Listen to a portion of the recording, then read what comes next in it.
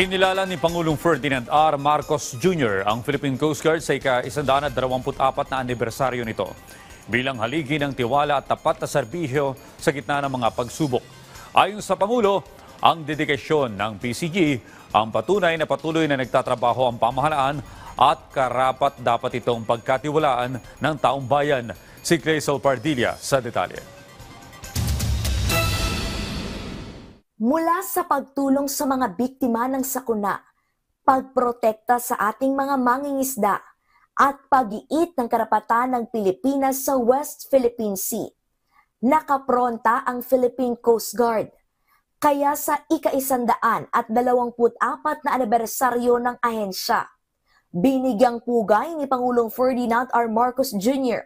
ang dedikasyon ng PCG. Matindi man ang kinaharap na isyu sa korupsyon, sabi ni Pangulong Marcos, pinatunayan ng Philippine Coast Guard na nagtatrabaho ang gobyerno at karapat-dapat pa ring pagkatiwalaan ng publiko.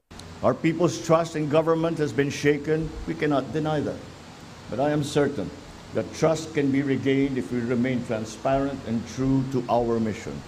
Whenever our people see you during rescue missions or in your day-to-day patrols, what they see is that the government is still working diligently and is worthy of their trust. Ibinida ni Pangulong Marcos ang performance ng PCG, kabilang ang pagliligtas sa mga Pilipino nang manalasa ang magkakasunod na bagyo sa bansa. Nagpadala ng 30,000 relief goods at higit 100 medical personnel nang tumama ang malakas na lindol sa Cebu. Simula Enero hanggang Setyembre, natiyak ng PCG ang kaligtasan ng 10 milyong pasahero. Nakapagkumpiska ng 2 bilyong pisong halaga ng ilegal na droga. Nagsilbing first responder sa West Philippine Sea para masiguro ang kaligtasan, dignidad at kabuhayan ng mga mangingisda. Alam ko po na hindi madali para sa ating mga mangingisda na maghanap buhay na walang katiyakan sa kanilang pagbabalik. And yet, when they see you carrying the flag at sea, they feel hope that the Filipino spirit will never yield and that they are always in the hearts and minds of all Filipinos and our uniformed services. Ipinakitaan niya ng PCG ang dedikasyon, integridad at husay sa paglilingkod.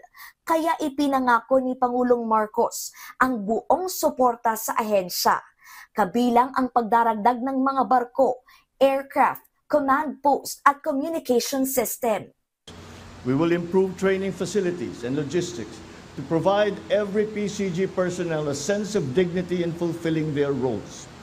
We are also building facilities such as the PCG General Hospital, the Maritime Law Enforcement Training Center in Misbis, and the First Responder and Nursing Serving Facility, amongst others, to ensure that your welfare, whether at sea or on land, remains a priority.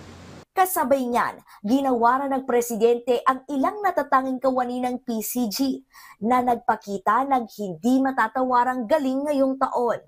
Kabilang ang mga kapitan ng barko ng Republika ng Pilipinas, Teresa Magbanwa, BRP Francisco Dagohoy at BRP Cabra na walang takot naglalayag sa West Philippine Sea sa kabila ng pangaharas ng China. Pangako naman ng PCG, patuloy na isusulong ang kapayapaan at pagsunod sa international law, poprotektahan ang kaligtasan sa karagatan, sisiguruhin ang maritime security at kapakanan ng taong bayan. Crazel Pardilla para sa Pambansang TV sa Bagong Pilipinas.